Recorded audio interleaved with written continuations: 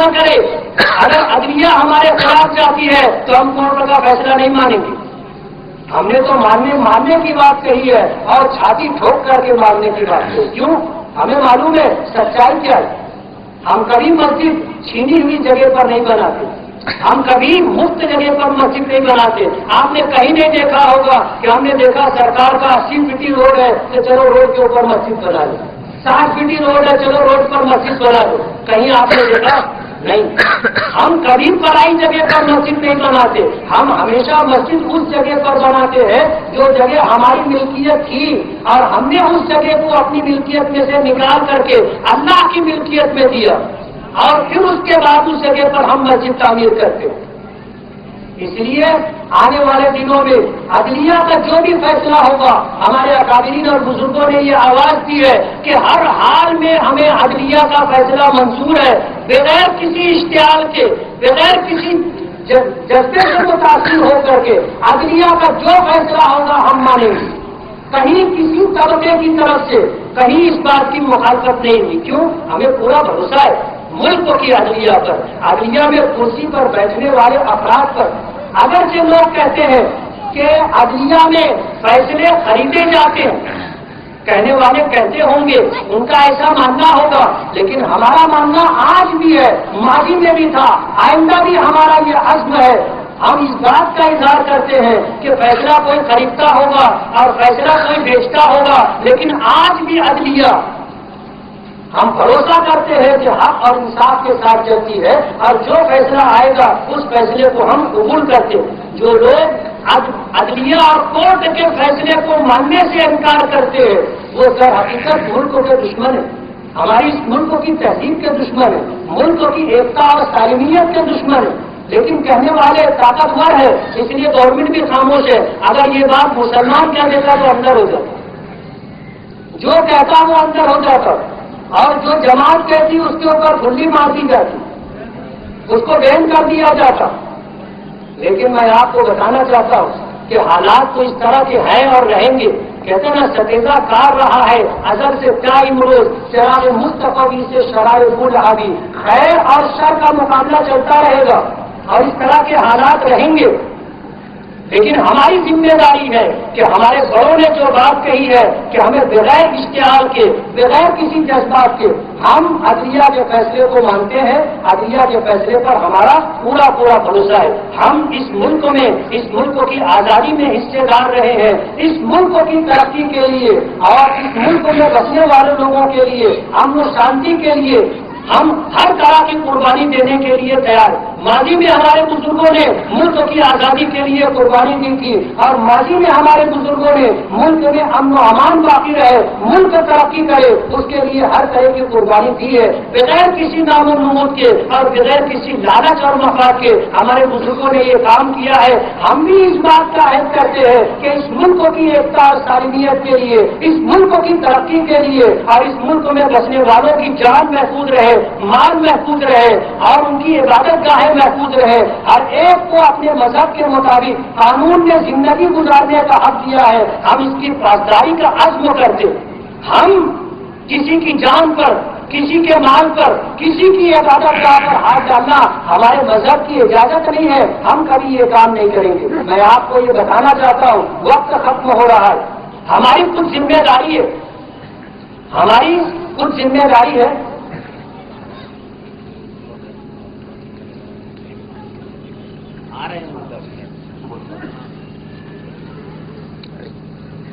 میں یہ بات آپ کو بتانا چاہتا ہوں کہ اس ملک کے ایک ناگرک, ایک شہری ہونے کی وجہ سے ہماری کچھ ذمہ داریاں ہیں.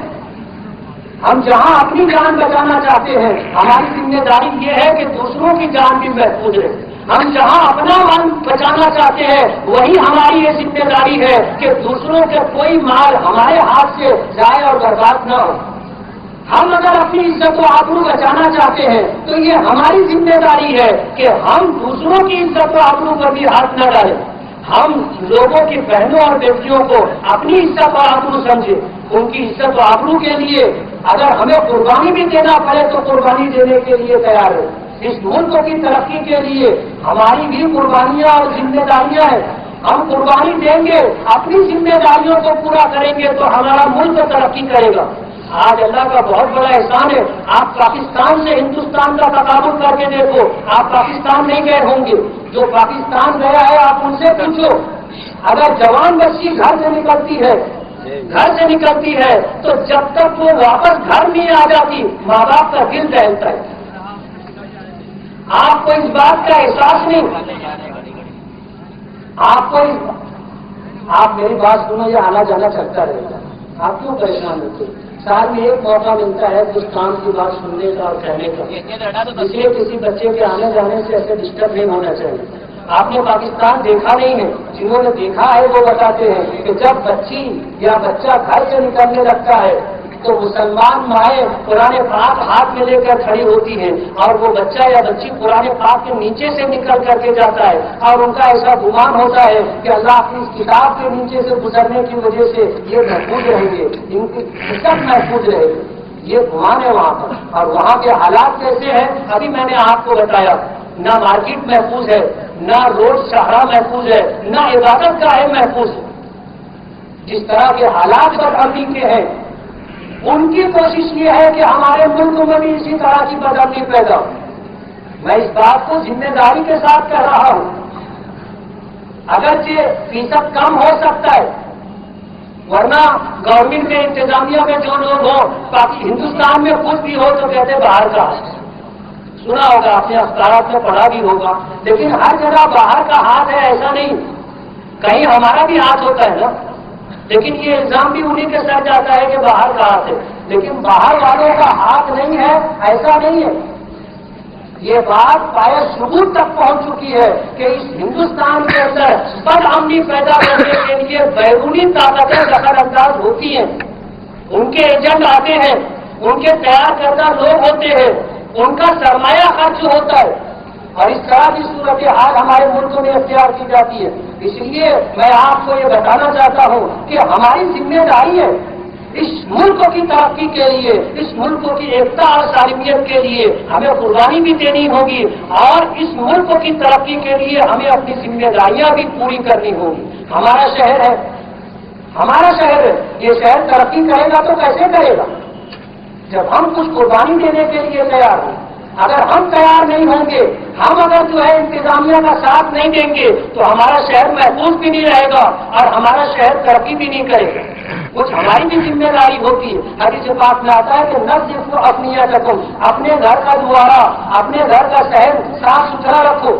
ہمارا معمول یہ ہے کہ گھر کا پورا کچرا لا کر کے اپنے گھر کے سامنے ڈال دیتے، اور گھر کا پورا کچرا لا کر کے گٹر میں ڈال دیتے، اور پھر صاف صفائی کے محکمے کو ذمہ دار ٹھہراتے۔ ہماری بھی کچھ ذمہ داری ہے کہ کچرا روڈ پر نہ ڈالیں، کچرا ڈبے کے اندر رکھیں، اور جب گھنٹہ گاڑی آئے تو ہم کچرا گاڑی میں ڈالیں۔ یہ ہم نہیں کرتے، ہمیں جو ڈبہ ملتا ہے اس میں پیاز رکھتے ہیں، ہمیں کچرے کے لیے جو ڈبہ ملتا ہے اس میں گھر کا دوسرا سامان رکھتے ہیں، اور کچرا اٹھا کر کے روڈ پر اپنے گھر کے سامنے ڈال دیں گے، نہیں تو گٹر میں ڈال دیں گے۔ شہر کیسے ترقی کرے گا؟ شہر میں صاف صفائی کے لیے ہماری بھی کچھ ذمہ داری ہے۔ جب تک ہم اپنی ذمہ داری کو پورا نہیں کریں گے، دوسروں کو ہم 100% دوشی نہیں قرار دے سکتے۔ آج شہر کے اندر 70% لوگ جھوپڑپٹیوں میں زندگی گزار رہے ہیں۔ ملک کی آزادی کے بعد سے مرکزی گورنمنٹ نے کوئی ایسا پروگرام مالیگاؤں کو نہیں دیا تھا کہ یہاں کے غریبوں کو پکا مکان ملے۔ آج 11,520 پکے مکانات بن رہے ہیں، اور جس میں 80% گورنمنٹ مرکزی گورنمنٹ کی امداد ہے اور 10% ریاستی گورنمنٹ کی امداد ہے۔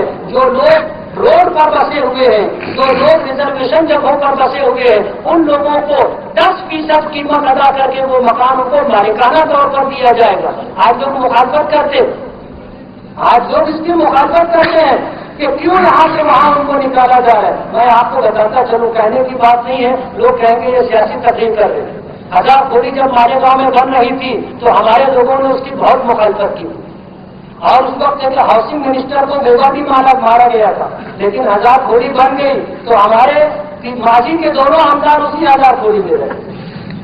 یہ بھی سچائی ہے، یہ بھی سچائی ہے کہ جو لوگ بننے کی مخالفت کرتے تھے، وہاں بسنے کی مخالفت کرتے تھے، آج وہیں جا کر کے انہوں نے پناہ لی۔ تو آج غریبوں کو پکا مکان ملنے والا ہے، اس کی مخالفت نہیں ہونی چاہیے. آپ کو پتا نہیں ہے 10 بائی 10 کے گھر کے جھوپڑے کے اندر 10 لوگ 12 لوگ کیسے زندگی گزارتے؟ ان کی کوئی سماجی حیثیت ہے کہ نہیں؟ نہ ان کو بجلی کی سہولت، نہ پانی کی سہولت، نہ روڈ راستے کی سہولت، نہ گٹر کی سہولت، کسی سہولت کے بغیر زندگی گزار رہے ہیں. آج اتنا اچھا پروگرام مرکزی گورنمنٹ نے مالیگاؤں کو دیا ہے، اس کی قدردانی ہونی چاہیے. ایسے لوگوں کو میری یہ گزارش ہے، ہم آپ کے ہمدرد اور خیر خواہ ہیں، آپ کا برا نہیں چاہتے. آپ کو اگر اس طرح اسکیم سے فائدہ ملتا ہے آپ جائیے، جھوپڑ پٹی چھوڑ کر کے کچا مکان اور بغیر کسی سہولت کی جگہ پر آپ رہ رہے ہیں، آپ جائیں سہولت کے مقام پر پکے 10 بائی 10 کی جگہ پر آپ رہ رہے ہیں، آپ کو 270 اسکوائر فٹ کے اوپر RCC میں بنا ہوا پکا مکان گورنمنٹ دے رہی، اس سے فائدہ اٹھائے. اللہ پاک موقع دیتے. میں آپ کو بتا دوں اس مجمع میں بہت سارے لوگ ہوں گے جن سے کہا گیا ہوگا بڑے عمر کے لوگوں نے کہ آپ 400 روپیہ دے دو 1000 گولی میں جا کر کے رہو، آپ 1000 روپیہ دے دو 1000 گولی میں جا کر کے رہو، آپ 10,000 روپیہ دے دو 1000 گولی میں جا کر کے رہو. کوئی جانے کے لیے تیار نہیں تھا. آج 4 لاکھ 5 لاکھ کی خریدتے ہیں لوگ. آج اس طرح کا معاملہ ہو رہا ہے. اس لیے آپ لوگوں کے جھانسے میں نہ آئیں، وہ آپ کے ہمدرد اور خیر خواہ نہیں ہیں. آپ ہمدردی ہے آپ سے. اس ہمدردی کے پیش نظر میں یہ بات کہہ رہا ہوں کہ یہ اسکیم ایک بہت اچھی اسکیم ہے جو بند ہو چکی تھی، لیکن مالیگاؤں کے حالات کے پیش نظر گورنمنٹ نے مالیگاؤں کو یہ اسکیم دی ہے، اس سے فائدہ اٹھانا چاہیے. 2 بات کہہ کر کے میں اپنی بات ختم کروں گا. مجمع تو آتا رہے گا، ہندوستان ایسے بھی 1 گھنٹہ لیٹ ہے. مجمع آتا رہے گا، ہم آنے والوں کا کتنا انتظار کریں، لیکن وقت ہم نے کم کیا تھا. اس کے پیش نظر ذمہ داروں کا یہ مشورہ ہے کہ تھوڑا سا وقت اور بات کر لیں تاکہ جو لوگ آنے والے ہیں راستے میں ہیں وہ آ جائیں. آپ پیچھے دیکھنے کی ضرورت نہیں، میری بات مانو، بہت لوگ آ رہے ہیں اور یہ گرام بھرنے کے قریب ہے، لیکن اٹھ کر کے پیچھے مڑ کر کے دیکھنے کی ضرورت نہیں. تو میں یہ کہنا چاہتا ہوں کہ 2 بات کہہ کر کے میں اپنی بات ختم کروں گا. عید کا موقع ہوتا ہے، عید کا موقع ہوتا ہے. ہم میں کتنے لوگ ایسے ہیں کہ ہمارے رشتے داروں میں سال کے دوران کسی کا انتقال ہو گیا تو ہم عید کے دن اس کے گھر تعزیت کے لیے جاتے ہیں. عید کے دن مہینہ 2 مہینہ 6 مہینہ پہلے کسی کا انتقال ہو گیا، جب عید کا دن آتا ہے تو ہم لوگ اس کے گھر تعزیت کے لیے جاتے ہیں. شرعی اعتبار سے یہ طریقہ درست نہیں ہے. 3 دن کے بعد تعزیت نہیں ہے، 3 دن کے بعد تعزیت نہیں ہے. اہل خانہ اپنا غم بھول چکے تھے، وہ نیا کپڑا پہنے ہوئے ہیں، عید کی خوشیوں میں ہے. آپ جا کے وہاں سر جھکا کر کے منہ اتار کے بیٹھ جاتے، بولے آپ کے ابا کا انتقال ہو گیا. تو بیچارے گھر کے لوگ